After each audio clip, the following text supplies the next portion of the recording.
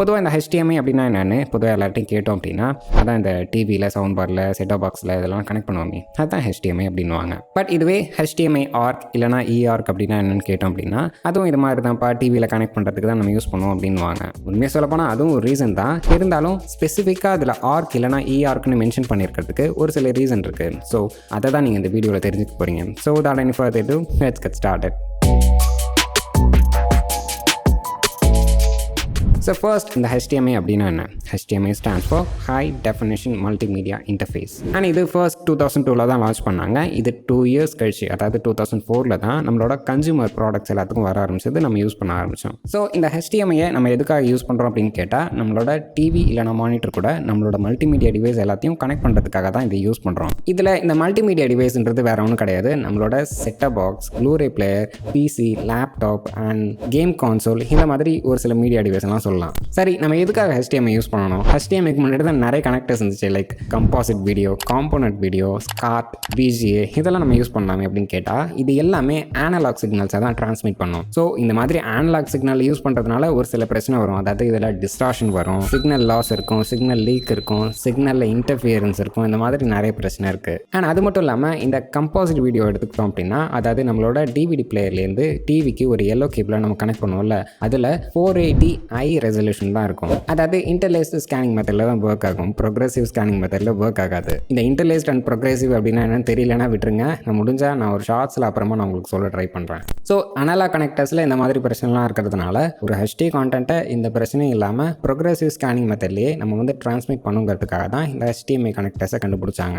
தென் இந்த HDMI கனெக்டர்ஸை வீடியோக்காக மட்டும்தான் கண்டுபிடிச்சாங்களா அப்படின்னு கேட்டால் கிடையாது. இதில் வீடியோ கூட சேர்த்து ஆடியோவையும் ஒரே சிங்கிள் கேபிள்லே நம்மளால் டிரான்ஸ்மிட் பண்ண முடியும். ஸோ இந்த HDMI கனெக்டர் பாப்புலர் ஆகிறதுக்கு இதுவும் ஒரு மெயின் அட்வான்டேஜாக இருந்துச்சு. சரி, இந்த HDMI எப்படி ஒரு 2 டிவைஸ் இடையில கனெக்ட் பண்ணணும் அப்படின்னு சொல்லி கேட்டால் ஒரு சோர்ஸ் மீடியா டிவைஸ்லேருந்து, அதாவது அது ப்ளூரே பிளேயராக இருக்கலாம் இல்லைனா செட்டப் பாக்ஸாக இருக்கலாம், எது வேணா இருக்கலாம், அந்த டிவைஸோட HDMI அவுட்டில் HDMI கேபிளோட ஒரு எண்டை கனெக்ட் பண்ணிவிட்டு இன்னொரு எண்டை நம்மளோட டிவியில் HDMI இன்ல கனெக்ட் பண்ணிட்டோம்னா முடிஞ்சது. இப்போது இந்த சோர்ஸ் மீடியா டிவைஸ்லேருந்து வீடியோ அண்ட் ஆடியோ இது ரெண்டுமே டிஜிட்டலாக நம்மளோட டிவிக்கு டிரான்ஸ்மிட் ஆகிடும். ஸோ இது வரைக்கும் நம்ம HDMI அப்படின்னா என்னென்னு பார்த்தோம். அடுத்து இந்த HDMI eARC அப்படின்னா என்னென்னு கேட்டால் ஆடியோ ரிட்டர்ன் சேனல். இதை தான் நம்ம ஷார்ட்டாக eARC இல்லைனா ARC அப்படின்னு சொல்லுவோம். இது HDMI வெர்ஷன் 1.4 ரிலீஸ் ஆகும்போது, அதாவது 2009 தான் இதை இன்ட்ரடியூஸ் பண்ணாங்க. ஸோ இந்த HDMI ARC இருக்கிறதுனால என்ன பெனிஃபிட் அப்படின்னு கேட்டால் நான் சிம்பிளாக ஒரு சினாரியோ வச்சு சொல்கிறேன். அதாவது இப்போ நம்மக்கிட்ட ஒரு 3 டிவைஸ் இருக்குன்னு வச்சுப்போம். TV, home theatre, Blu-ray player. இப்போது இந்த ப்ளூரே பிளேயரில் ஏதோ ஒரு மூவியை ப்ளே பண்ணும்போது இதில் இருக்கிற ஆடியோ நம்ம ஹோம் தியேட்டருக்கு வரணும், வீடியோ வந்து நம்ம டிவிக்கு போகணும் அப்படின்னு எந்த மாதிரி கனெக்ட் பண்ணுவீங்க? அதாவது அந்த ப்ளூரே பிளேயர்லேருந்து நம்ம ஹோம் தியேட்டருக்கு ஒரு கேபிளை கனெக்ட் பண்ணிவிட்டு அந்த ஹோம் தியேட்டர்லேருந்து நம்ம டிவிக்கு ஒரு கேபிளை கனெக்ட் பண்ணிட்டோம் அப்படின்னா நம்ம நினச்ச மாதிரி அந்த மூவி ப்ளே ஆகும். பட் இதே சேம் செட்டப் இருக்கும்போது நம்ம டிவியில் நெட்ஃப்ளிக்ஸ்லையோ இல்லை Amazon Primeலையோ ஏதோ ஒரு மூவியை ப்ளே பண்ணோம் அப்படின்னா அந்த ஆடியோ நம்ம ஹோம் தியேட்டருக்கு வருமானு கேட்டால் வராது. ஏன்னா HDMI கேபிள் வந்து பொதுவாக ஒரு சைடு தான் கம்யூனிகேட் பண்ணும், இன்னொரு டைரக்ஷனில் சிக்னல் பாஸ் ஆகாது. இதனால் நான் சொன்ன அந்த சினாரியோவில் இந்த மாதிரி ஒரு இஷ்யூ வரும். ஸோ இந்த இஷ்யூ ஓவர் கம் பண்ணுறதுக்காக நீங்கள் ஒரு ஆப்டிக்கல் கனெக்டரையோ, அதாவது SPDF கனெக்டரையோ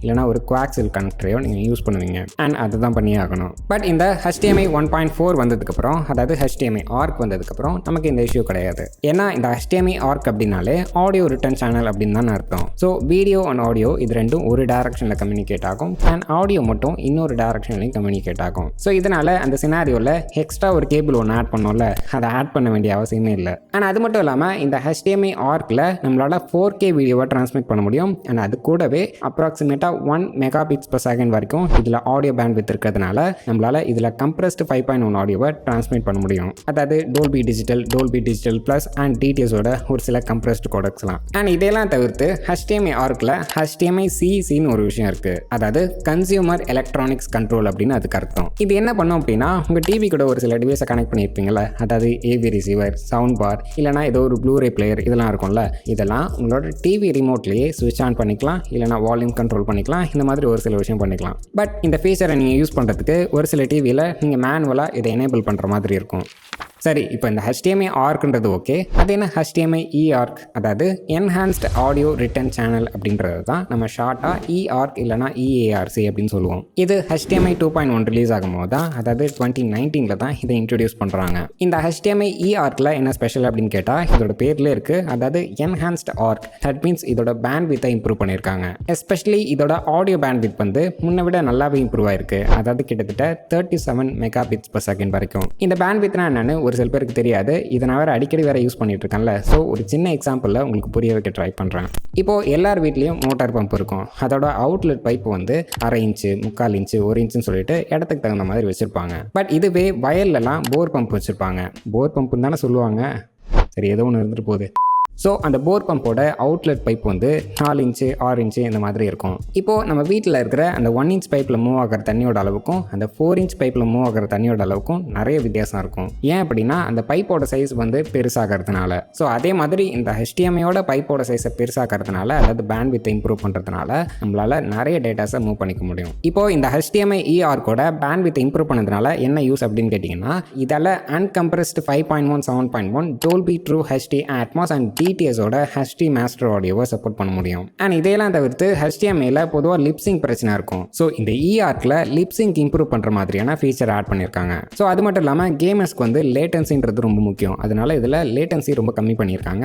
அண்ட் அது கூடவே ஹையர் ரெஃப்ரெஷ் ரேட்லாம் சப்போர்ட் பண்ணுற மாதிரி பண்ணியிருக்காங்க. ஸோ இப்போ நீங்கள் உங்களோட டிவைஸில் eARCை யூஸ் பண்ணணும் அப்படின்னா நீங்கள் கனெக்ட் பண்ண போகிற அந்த 2 டிவைஸ்லையும் eARC சப்போர்ட் பண்ணணும். அட் த சேம் டைம் நீங்கள் கனெக்ட் பண்ண போகிற அந்த கேபிளையும் eARC சப்போர்ட் பண்ணணும். இதில் ஏதோ ஒன்றுத்தில் மட்டும் ARC தான் சப்போர்ட் பண்ணணும் அப்படின்னா உங்களால் eARCை யூட்டிலைஸ் பண்ண முடியாது.